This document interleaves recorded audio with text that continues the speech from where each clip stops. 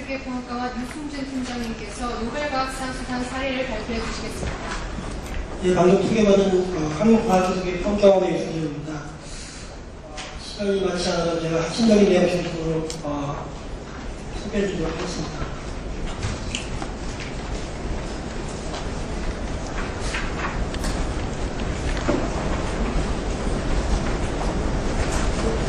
다음 일단은 펜들베리께서 자세하게 우리나라의 어떤 리서치 퍼포먼스에 대해서 소개를 해주셨기 때문에 간단하게 한번 소개해드리고 넘어가고요. 두 번째는 이제 우리나라 이밸류에이션 시스템이 어떻게 되는지에 대해서 간단하게 소개를 드리고, 그 다음에 지금 오늘 나왔던 사이테이션이나 여러 가지 인디케이터와 우리나라 이밸류에이션 시스템을 바탕으로 해서 노벨 수강자의 케이스 스터디를 잠깐 한 번을 소개를 드리고요. 맨 마지막에 결론을 내도록 하겠습니다. 여기 나오는 숫자, 세 가지 숫자를 제가 한번 보여드릴 텐데요. 숫자가 어떻게 보면은 우리나라의 어떤 기초 역량을 보여주는 숫자라고 할 수 있겠습니다. 제가 이번 발표를 준비하면서 우리나라에서 SCI 논문을 가장 먼저 낸 게 뭔지 한번 찾아봤거든요. 아마 이게 톰슨홀타에서 더 잘하실 것 같은데, 제가 찾아본 결과로는 1949년도에 우리나라 서울대 의대 윤일성 교수님께서 이제 종양에 관련된 논문을 캔서 리서치에 낸 게 아마 처음 시초인 것 같아요. 불과 한 65년 밖에 안 된 것 같습니다. 우리나라 보면은, 외국에 보면은 몇백 년 기초연구 논문하고 논문 냈는데, 저희 나라는 어떻게 보면은 100년도 채 안 되는 그 SCI 논문 히스토리가 있는 것 같아요. 그 다음 숫자 보여주시죠. 34만 1834. 이게, 지난 11년 동안, 2002년부터 2012년 동안 우리나라 사람들이 발표한 SCI 논문 숫자입니다. 한 10위권 정도에 진입했다고 지금 알려져 있고요. 그 다음 숫자 보여주십시오. 2483. 이거는 저희 나라에서 나온 그 SCI 논문에서 상위 피인용수 1%에 해당되는 논문 수가 이제 이 정도 해당됩니다. 전 세계에서 한 15위권 정도 되고요. 그래서 이게, 요 세 가지 숫자가 현재 우리나라의 어떤 기초과 역량을 간단하게 아마 보여줄 수 있는 숫자라고 볼 수 있겠습니다. 다음 슬라이드. 지금부터 보여드릴 슬라이드는 제가 간단하게 좀 소개를 해드릴까 합니다. 지난 5년 동안의 그 기초연구 성과, 논문 성과를 제가 간단하게 정리를 해봤는데요. 2008년부터 2010년까지 논문이 지속적으로 증가하고 있고요. 기초, 응용, 개발 모든 분야에서 양적으로 증가하고 있습니다. 사이테이션 부분은 보면은 이제 여러분들 예상하시다시피 기초 연구에서 가장 높은 숫자를 나타내고 있고요. 그 다음에 응용, 개발 숫자로 나타나고 있습니다. 다음 슬라이드. 연구소의 주체로서는 당연히 대학에서 가장 많은 논문을 내고 있고요. 그 다음에 이제, 퍼블릭 리서치 인스티튜트, 그 다음에 이제 비즈니스 엔터프라이즈에서 많은 논문을 내고 있습니다. 흥미로운 사실은 이제 사이테이션이 대학과 연구소와 출연기관이 그렇게 많이 차이가 나지 않는다는 사실이었습니다. 그래서 이게 좀 특이한 사실이었고요. 그 다음에 저희가 분류를 하고 있는 홈스사에서는 ESI 말씀하셨는데, 저희가 매크로하게 분류하고 있는 6 테크놀로지가 있는데, 그 중에서 성과를 보시면 바이오 테크놀로지가 이제 가장 많은 논문 숫자를 내고 있고, 사이테이션도 또 높은 분야인 것 같습니다. 이 분야는 우리나라에서 그 기초연구에 대한 투자가 가장 많은 영역 중에 하나여서 이런 현상이 좀 나타나는 것 같습니다. 부처별로 보시면 교육과학기술부에서 가장 많은 또는 가장 높은 사이테이션이 나올 거라고 생각했는데, 개수는 교육과학기술부, 네스트에서 가장 많이 나왔고, 사이테이션이 가장 높은 거는 보건복지부, 미니스트리 오브 헬스 앤 웰페어에서 가장 높은 사이테이션을 볼 수가 있었습니다. 다음 거는 최근 저희가 5년 동안 두개를 나눠가지고 얼마나 우리나라 사이테이션이 좀 증가를 했느냐를 보여주는 그림인데요. 아까 이제 펜저베리 씨께서 말씀하신 것처럼 멀티디스플리너리한 부분은 개수가 얼마 없기 때문에 크게 신경 안 쓰셔도 되지만, 저희가 매트리얼 사이언스하고 피직스, 그 다음에 파마콜로지, 톡시콜로지 부분은 이제 월드 에버리지에 근접하고 있다고 볼 수가 있고요. 그 다음에 사이테이션이 이제 인크리스한 그 레이트를 좀 보면은 컴퓨터 사이언스하고 매트리얼 사이언스, 그다음에 매스매틱스, 그다음에 파마콜로지와 톡시콜로지 부분이 많은 증가를 보이고 있습니다. 오늘 주제 중에 하나가 이제 그 기초연구에 대한 어떤 평가 방안인데요. 평가에 대해서 간단하게 제가 소개를 드리도록 하겠습니다. 다음 슬라이드.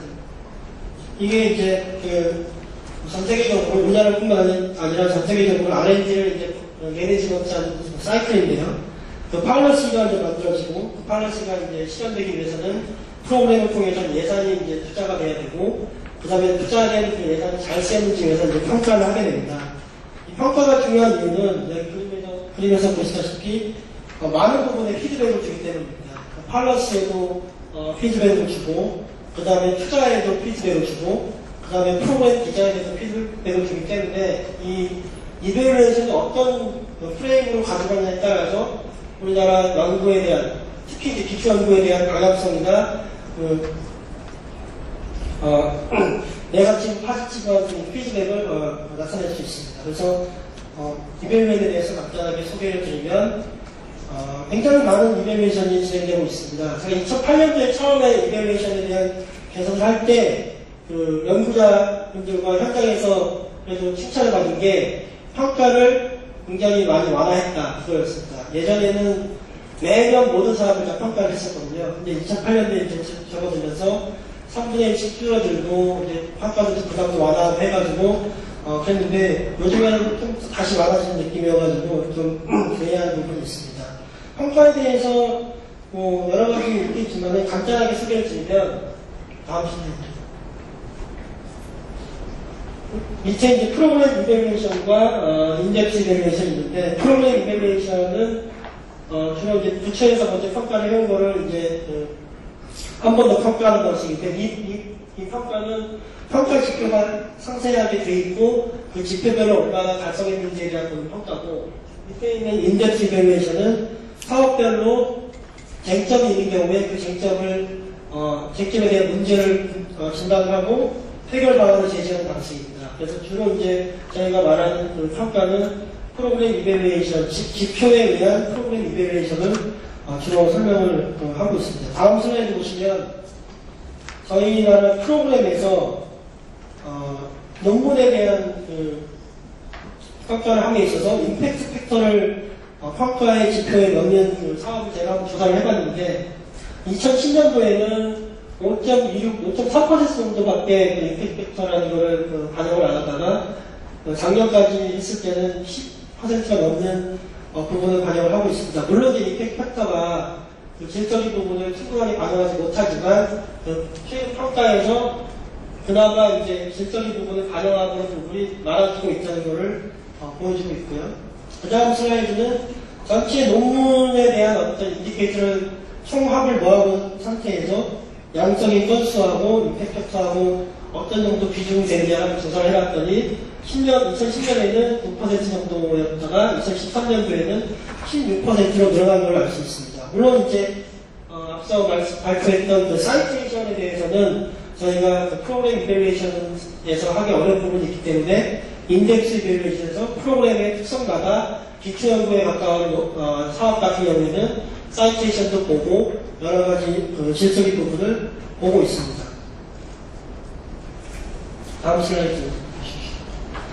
그래서 오늘 사실 전체 탑픽이 이제 우리나라 기초연구를 어떻게 가져갔으면 좋겠다는 굉장히 거창한 주제이기도 하지만 그거에 대한 한 예시로서 그럼 노벨상 수상자들은 지금 우리가 말하고는 인디케이터, 사이테이션이나 임팩트 팩터 가지고 제가 봤을 때 얼마나 훌륭했느냐를 제가 한번 살펴봤습니다.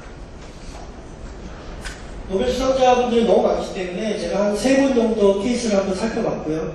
첫 번째 케이스는 2012년도에 G프로틴 커플 리셉터에 대한 연구로 노벨 화학상을 받은 브라이언 코벨카 케이스를 한번 봤습니다. 이분의 어떤 논문을 보면은 그때까지 2013년도까지 154편의 논문을 냈는데 전반적으로 사이테이션도 다양하게 넣고 임팩트도 골고루 좋은 논문에 많이 냈습니다. 흔히 말하는 우리가 봤을 때 연구를 잘하시는 그 연구자 같습니다. 그 다음 페이지 보시면은 임팩트 팩터와 그 페이퍼에 대한 얘기인데, 그 임팩트 팩터도 뭐 2.5에서 40까지 두루두루 이렇게 골고루 내신 분 같습니다. 그래서 저희가 이분에 대해서는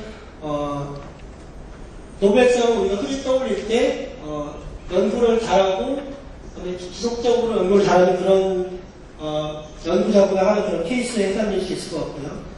그 다음 피터 힉스, 작년에 이제 노벨상 힉스 파티클이라고 해가지고 노벨상 받으신 분은 굉장히 좀 특이한데, 처음에 그 노벨상 관련된 논문을 1964년 동안 이렇게 내신 이후에 거의 뭐 40년 동안, 다음 페이지 보시면은 거의 40년 동안 거의 사이테이션을 못 받았습니다. 굉장히 어떻게 보면은 주목을 못 받으신 상태시죠. 40년이라는 건 굉장히 긴 시간인 걸로 알고 있는데, 그 시간 동안 주목을 못 받다가 최근에 이제 주목을 받으면서 그 여세를 몰아서 노벨상을 받으신 분인데, 이분이 하신 말씀이 있으세요. 그래서 뭐냐면, 현재 굉장히 그 코페러티브와 이벨리에이션 시스템에서 자기가 속해 있었으면은 자기의 이러한 결과는 없었을 것이다, 이런 말씀을 하십니다. 그래서 오늘 주제하고 무관하지 않은 것 같은데요. 이런 케이스도 있었고요. 그 다음 케이스 보면은 캐리 멀리스라고 해가지고, 아마 많으신 분들이 PCR이라는 걸 들어보셨을 텐데, 폴리머레이즈 체인 리액션이라고 합니다. 그래서 DNA를 증폭시켜가지고 요즘에 분자생물학이나 의학 발전에 굉장히 많이 기여를 한 논문인데, 저도 이제 이분에 관련해가지고 그때 논문을 기억하는데, 그때 당시 노벨상을 받을 당시 이분이 언리플로이드였습니다.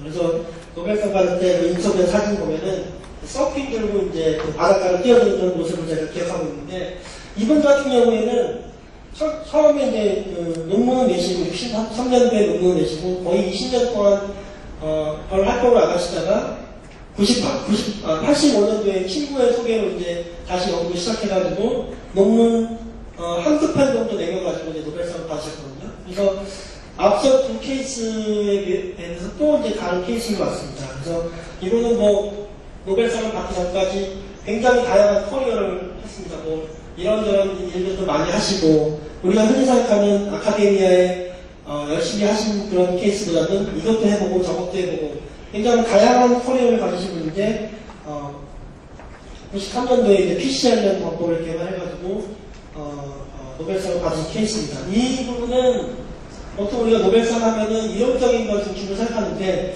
이 논문 같은 경우에는 이론적인 것보다는 메소덜러지, 방법론에 대한 어떤 새로운 브레이크스루를 만들어가지고 전체 커뮤니티에 기여한 논문이라고 생각하시면 될 것 같습니다. 그래서 여태까지 세 노벨상 케이스를 말씀드렸는데, 여기서 볼 수 있는 거는 우리가 흔히 말하는 노벨상이라고 하는 게 다양하게 어떤 다양한 상태의 어떤 배경이나 백그라운드나 리서치 어젠다를 갖고 있는 상태에서 어디서 나올지 모른다는 거죠. 그래서 그런 것들이 우리나라에서 좀 주는 시사점이 있는 것 같습니다. 혹시 우리나라는 굉장히 핫한 에어리어나 굉장히 사이트에서 많을 만한 에어리어 중심으로 연구 투자가 되고 있는 건 아닌지 하는 생각을 해보게 됐습니다. 그 다음 슬라이드 보여주시죠. 다음. 예. 이거는 제가 다른 논문에서 사이테이션하고 임팩트 팩터를 조사한 30개의 노벨 로리엇 논문을 제가 다시 한번 재구성을 해봤는데요. 저희가 흔히 말하는 임팩트 팩터와 사이테이션 카운트를 가지고 매트릭스를 만들어 봤더니 대부분 다 이제 한 3, 4분면 임팩트 팩터가 그렇게 높지 않고 사이테이션도 한번 1000회 내외 정도에서 가장 많은 분포를 보이고 있습니다. 특이한 거는 포인트가 없어가지고 파란색으로 왼쪽 맨 위에 있는 파란색 서클로 되어 있는 부분 보시면은 이거는 임팩트 팩터가 낮은데 사이테이션이 뭐 굉장히 높은 특이한 케이스가 하나가 있고, 그다음 밑에 이제 붉은색 원을 보시면 임팩트 팩터도 낮고 사이테이션도 낮고 이런 부분이 있습니다. 그래서 사이테이션하고 임팩트 팩터가 어떻게 보면은 그 논문이 어떤 건지 대강 감을 잡을 수 있겠지만은 그게 노벨상 수상하고는 꼭 이렇게 일치하는 건 아니다. 그래서 여러 가지 좋은 시사점이 있는 것 같습니다. 그거는 제가 마지막 결론 부분에서 말씀드리도록 하겠습니다. 다음 시간에 보시면, 잠깐만요. 오른쪽에 있는 거는, 제가, 우리나라 과학자 중에서, 최근에 한 11년 동안에, 가장 많이 사이테이션된 논문 10개만 제가 뽑아가지고 분포를 한번 만들어 봤습니다. 다이아몬드가 노벨 수상자 논문들이고요. 그다음에 네모가 우리나라 연구자의 어떤 논문들입니다. 보면은 사이테이션과 임팩트 팩트만 보면은 그렇게 크게 못하는 것 같지 않습니다. 그래서 우리나라 연구자들도 흔히 얘기하는 어떤 비블리오 메트릭한 관점에서는 굉장히 이제 많이 올라오고 있다. 그런 거를 보여주고 있습니다. 마지막으로 결론 부분인데요. 3번 내로 마무리 좀 해야 될 것 같습니다. 도라라고 아실 것 같습니다. Declaration Research Assessment라고 해가지고 2012년도 말에 미국의 셀 바이올로지 학회에서 연구자들이 모여가지고 저널 베이스드 매트릭스에 대해서 반성을 하고 좀 개선을 하자 하는 노력이 있었고요. 원 제너럴 레코멘데이션하고 17 스페시픽 레코멘데이션이 있는데 이거를 한 3개 정도 제가 묶어보면은 다른 것 같습니다. 콘텐츠에 집중을 해야 된다. 논문에 집중하지 말고 논문이나 저널에 집중하지 말고 콘텐츠에 집중해야 된다는 거. 그 다음에 다양한 매트릭스로 연구자를 평가해야 된다는 거. 그 다음에 사이테이션 할 때 이것저것 하지 말고 프라이머리 사이테이션 식으로 사이테이션 해야 된다. 그 3가지가 아마 이 도라 디클레이션에 주는 메시지인 것 같습니다. 맨 마지막으로 이런 것들이 정착될 수 있는 컬처를 우리가 연구자 스스로 만들어야 된다. 그런 얘기가 있었고요. 다음 슬라이드 보시면 이건 지난달 4월 9일에 IBS에서 주최해서 있었던 그 리서치 어세스먼트 패널 디스커션에서 이제 필립 캠벨이라는 네이처 에디션 12 한 말인데요. 신석 박사님도 거기 계셨는데 소셜 임팩트가 중요하다는 말을 많이 강조를 했고 저희도 아마 동의하는 부분이고요. 특히 이제 영 리서처에 대해서는 좀 충분한 시간을 줄 필요가 있다. 그런 얘기를 했습니다. 그 다음 슬라이드 보시면은 우연치 않게 제가 한 2010년도에 간단하게 한 연구가 있었는데 그때 한 연구는 어떤 그 논문이 우수하게 되고 어떤 컴플리트한 리서치 어젠다를 만들어지고 그게 이제 다른 관점에서 커머셜라이제이션 되기 위해서는 연구 기간이 굉장히 중요하다. 이런 연구 결과를 얻었습니다. 연구비 규모, 물론 연구비도 많고 연구 기간도 많은 것도 있지만은 저희가 제한된 재원 하에서는 동일한 금액 가지고서는 연구 기간을 좀 더 주는 게 좀 더 효과적이다. 현장에서도 그런 말씀 많이 하시더라고요.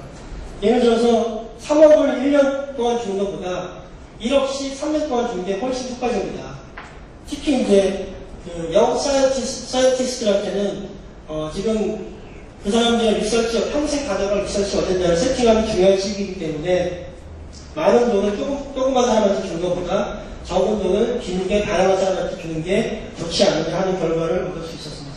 이를 통해 가지고 우리나라 과학 젊은이들의 어떤 연구 주제의 어떤 다이버시티와 크리에이티비티를 높일 수 있지 않을까 하는 연구 결과가 있었고요.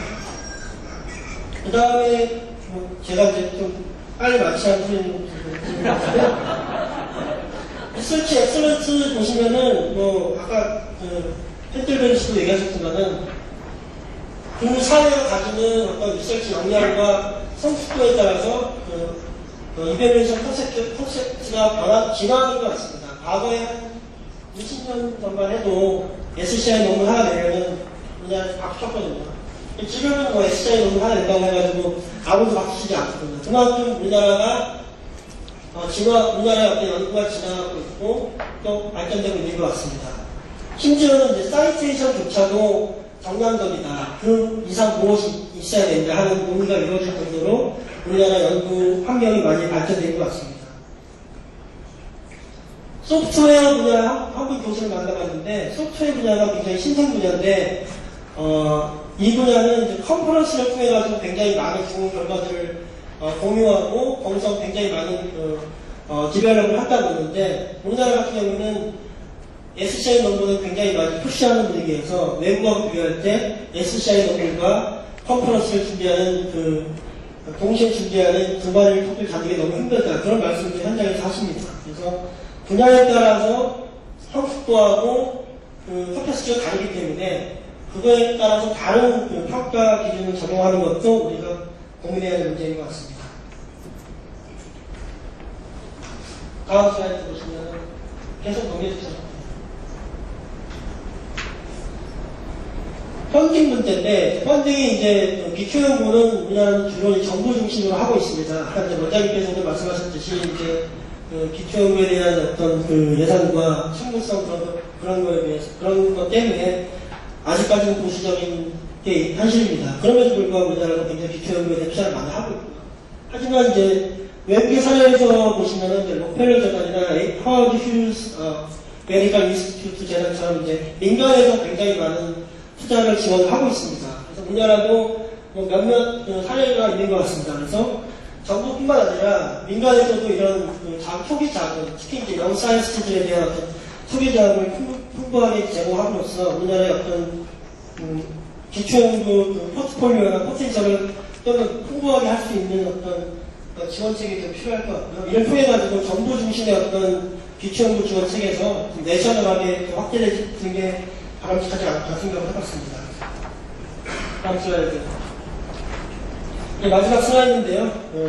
기초연구를 좀 강하게 하기 위해서는 세 가지로 정리를 할 수 있을 것 같습니다. 길고 안정적인 펀딩. 이게 펀딩이 큰 펀딩이든 스몰 펀딩이든, 스몰 펀딩은 특히 이제 영어 사이언티스트한테 굉장히 유익할 것 같습니다.